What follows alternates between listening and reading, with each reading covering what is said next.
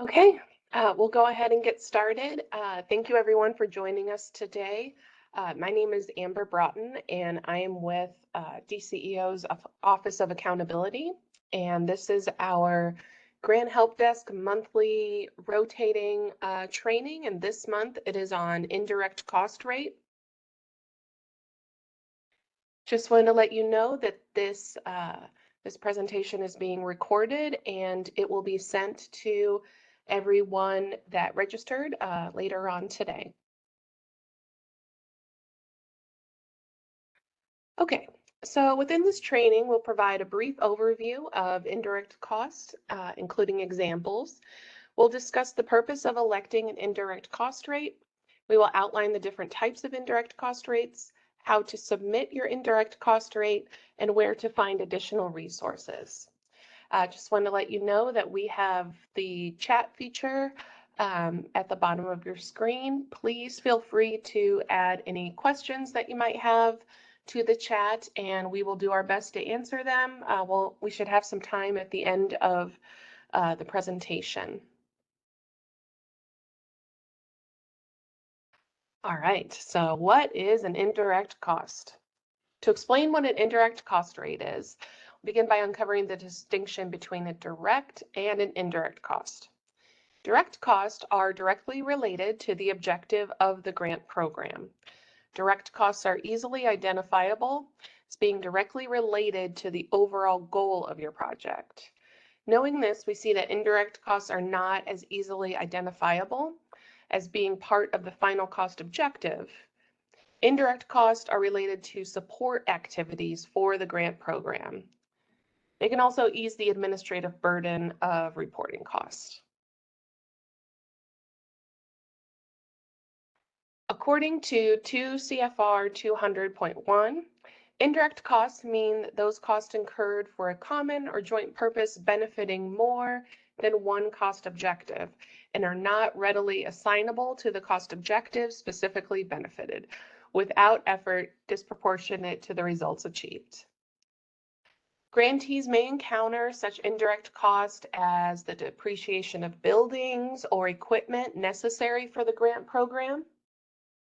Other indirect costs could include general administration and other expenses such as salaries for administrative staff, accounting, and personnel administration like human resources. You also could incur indirect cost of operating and maintaining facilities, building utilities, and office equipment not directly linked to the project objective. So whether cost is direct or indirect depends on factors both inside the organization, such as the timekeeping system, and it could be specific to the grant, such as the activities performed. All right, so the state of Illinois, the centralized indirect cost rate system is a system of record for all grantee indirect cost rate elections and approvals used for reimbursement on state of Illinois and federal pass-through awards. The state of Illinois implements the centralized indirect cost rate system maintained by GATU. GATU is the Grant Accountability and Transparency Unit of the Governor's Office of Management and Budget, also known as GOMBI. Indirect cost rates are also referred to as ICRs, so we might be using that acronym in further slides. This system is required to be used by all grantees to make an annual indirect cost rate election or negotiate a rate with the state of Illinois pursuant to the federal uniform guidance. Indirect cost rate elections apply to all non-federal entities seeking reimbursement from funding entities. The one exception is that the U.S. Department of Education has an agreement with the State Board of Education to establish the indirect cost rate for local education agency school districts. So everyone else, for-profits, not-for-profits, governmental entities, they all need to make an indirect cost rate election. Right, purpose of the indirect cost rate. This is to determine the appropriate or fair amount of indirect funding for which each program should be reimbursed. This calculation uncovers the proper ratio between total indirect expenses and the direct cost base. The indirect cost rate system is required to be used by all grantees to make an annual indirect cost rate election or negotiate a rate with the state of Illinois. All right, the different types of indirect cost rates that we've got. Um, the ones that are allowed by the state of Illinois include the Federal Negotiated Indirect Cost Rate Agreement, or federal NICRA, the state federal rate mandated internally, or state FRMI, the state negotiated indirect cost rate, or state NICRA, the de minimis rate of 10%, waived rates, or special program specific rates. So entities should review the requirements of each of the options to determine if they are eligible or if they can comply and provide the required information before they make an election. All right. So federal negotiated rates apply to grant programs, the recipient of $35 million or more in direct funding from the federal government. Although the rate is federal, it is honored by the state of Illinois. The current federal NICRA will be accepted by all state of Illinois agencies for indirect cost rate reimbursement on state awards, provided the specific award isn't subject to statutory restrictions, thresholds, or ceilings that limit the indirect cost reimbursement amount. Specific indirect cost restrictions can be located within the Notice of Funding Opportunity for each award. Like other indirect cost rates, elections must be made in the GATA grantee portal. For federally negotiated rates, this election requires a copy of the federal NICRA as well as the most recent Cost Policy Statement, or CPS, for review and recording purposes. All right, and along with that, the state federal rate mandated internally, or state FRMI, is an option that is available only to local governments who have received less than $35 million in direct federal funds. Local governments are to submit a copy of their federal FMRI as well as indirect cost rate proposal when electing this rate, and annually for review will need to be resubmitted. Okay, on to the state NICRA. This requires grantees to develop and submit their indirect cost rate proposal to the state of Illinois annually for review. In addition, the state negotiated rate requires a cost policy statement, an organizational chart, the most current audit report, and a spreadsheet showing indirect cost rate calculations. The spreadsheet is available on the GATU resource page. You can access this spreadsheet by visiting gata.illinois.gov/resources. The state NICRA will be effective for the duration of the grantee's fiscal year. Those with state NICRAs are required to submit their indirect cost rate proposal annually. Nonprofit and for-profit entities in receipt of federal funding who are refused negotiation by their federal cognizant agency must submit correspondence or communication demonstrating this in order to qualify for state NICRA. This option requires an indirect cost rate election that can be made in the state of Illinois centralized indirect cost system. The proposal and supporting documentation will be developed by the grantee and submitted through the CARS system. The state of Illinois negotiated Indirect Cost Rate Agreement, NICRA, will be accepted by the state of Illinois agencies for indirect cost rate reimbursement on state awards, provided the specific award is not subject to statutory restrictions, thresholds, or ceilings that limit the indirect cost reimbursement amount. Specific indirect cost restrictions can be located within the notice of funding opportunity for each award. State of Illinois NICRA can only be used for state awards and will not be accepted by federal agencies for use on direct federal awards. Excuse me. Okay, on to the 10% de minimis rate. This is the most frequently used rate by grantees. This rate allows 10% of modified total direct cost, or MTDC. Local governments can elect the 10% de minimis rate if their federal cognizant agency refused to negotiate a rate with them. In this case, the grantee must submit correspondence or communication that demonstrates the refusal to negotiate to qualify for this rate. Grantees may use this rate with their state or federal NICRA is being negotiated. Once elected, the de minimis rate will remain in effect until such a time that the grantee or subrecipient decides to change their election. Once elected, this rate may be used for indirect cost rate reimbursement on state awards, provided that the specific award is not subject to the limits that I discussed earlier. And of course, it will be located in the notice of funding opportunity if there is a limit. The de minimis rate of 10% can be used indefinitely by a grantee until such a time that the grantee chooses to negotiate an indirect cost rate, which the grantee may do so at any time. Effective November 12, 2020, once an indirect cost rate is negotiated, the de minimis rate of 10%, that option will still be available to the grantee. All right, on to waiving indirect cost. So a grantee can elect to waive their indirect cost rate.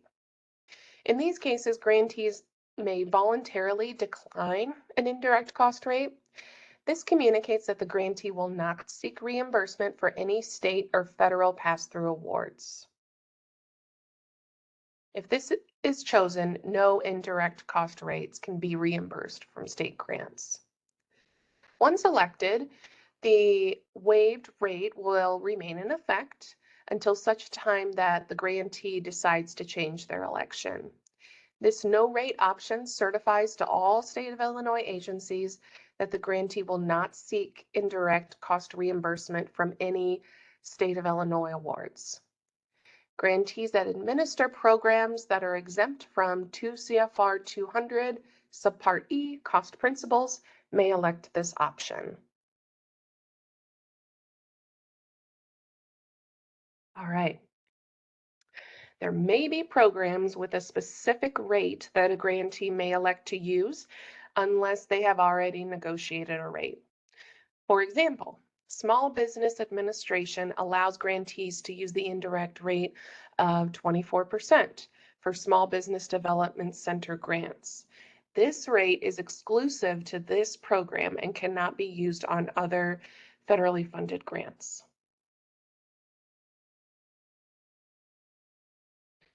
All right, how to submit this indirect cost rate. The grantee will select their indirect cost rate election within the GATA grantee portal. Each grantee is expected to complete the indirect cost rate proposal process every fiscal year, except for de minimis and the waive elections. Those remain in effect and they don't change year after year. And this is based on the grantee's fiscal year end, not the state of Illinois' fiscal year end. Organizations that have not previously established an indirect cost rate must submit an initial indirect cost proposal or rate election. It must be submitted no later than 90 days after the effective date of the state award. Organizations that have previously established an indirect cost rate or made another election are required to submit a new indirect cost proposal or rate election within 6 months after the grantee's fiscal year end. All right, the CRO Review and Monitoring Platform, or CRMP.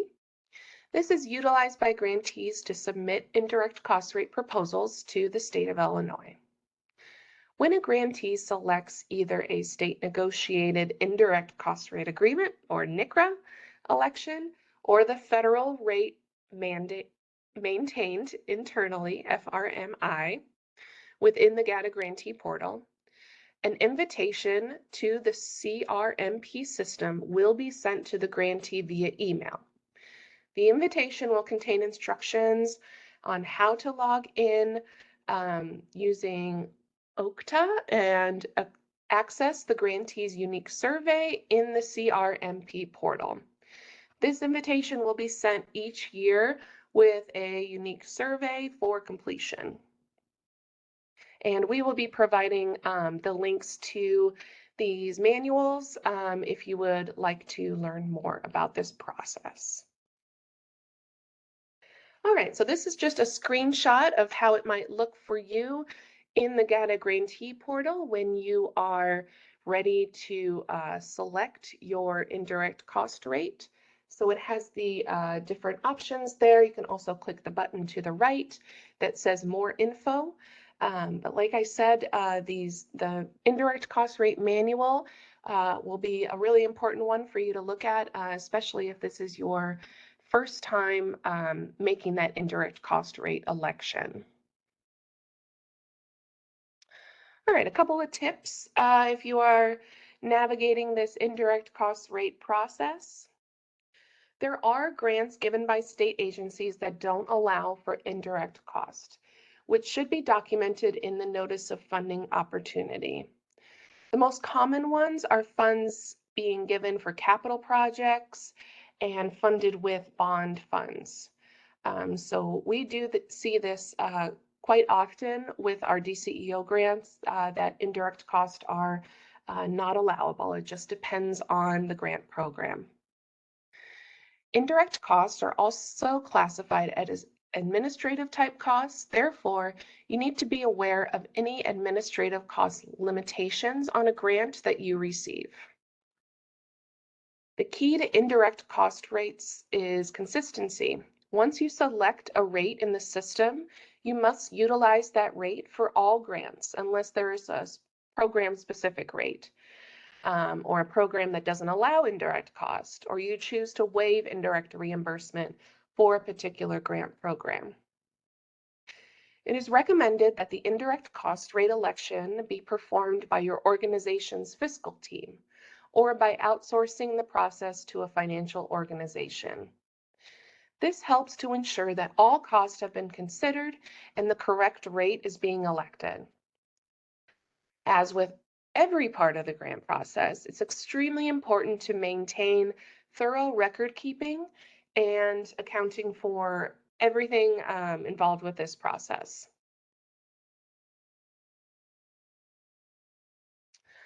All right, and we also have a list of resources here. So we've got the Centralized Indirect Cost Rate Election Manual. So this is the manual that I mentioned before that will be really helpful if you are navigating this indirect cost rate election in the GATA grantee portal. So if this applies to you, I definitely recommend looking at this manual first. We also have the CARS manual. So this is if you are negotiating a rate, this will be helpful for that, that CRO system. So you feel free to look at this manual if this applies to you and your cost rate election. GATU has provided an indirect cost rate FAQ document, so it answers some common questions about indirect cost rate. You could also feel free to email us if you have any questions, but this is a good a good summary sheet to look at for frequently asked questions. I also recommend looking at gata.illinois.gov/training. They recently put out um, a comprehensive training on indirect cost. So this is through UIS. They provide instructions on how to enroll for this class. It's free. It's completely free. And they go through kind of in more detail of indirect cost. So I highly recommend checking out that training or possibly, sharing this with your colleagues or with your fiscal team.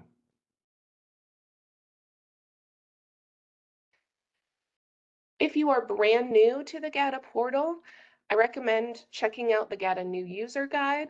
So if you are not already aware, the GATA Grantee portal is a statewide grant management system that's used for all Illinois state agencies. So you're going to be using this for the indirect cost rate election, but you're also going to be using it for other grant processes. So pre-qualification, I'm sure you are familiar with this process. That occurs in the GATA Grantee portal. So this is an important website that you're going to want to know.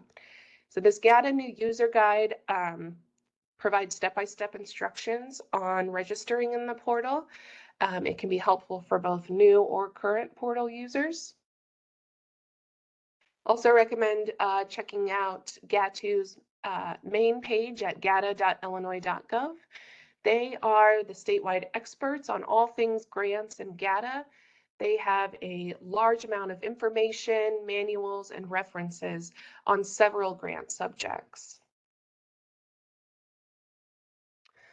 All right, so you have many resources available to you as a grantee or as an applicant or as a potential applicant throughout the life cycle of your grant.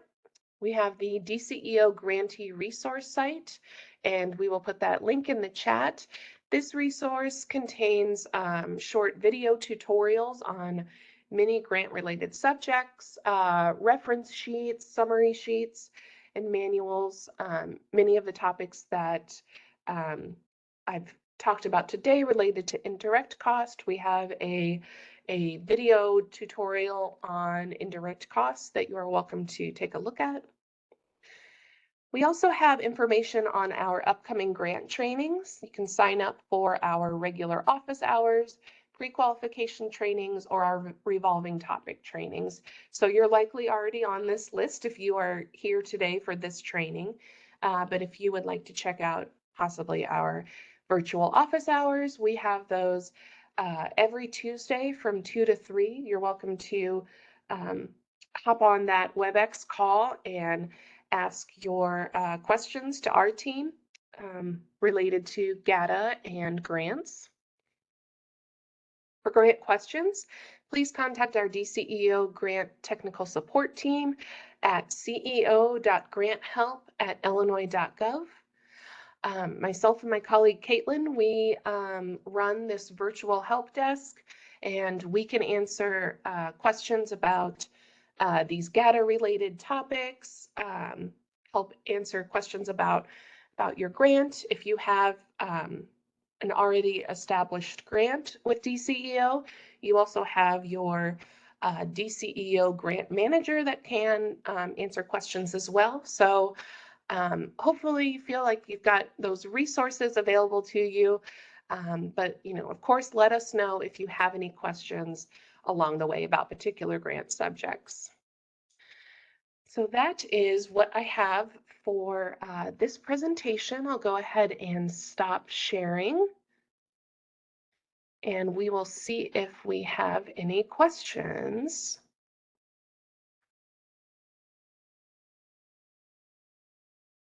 All right, so thank you, Caitlin, for putting those links in there.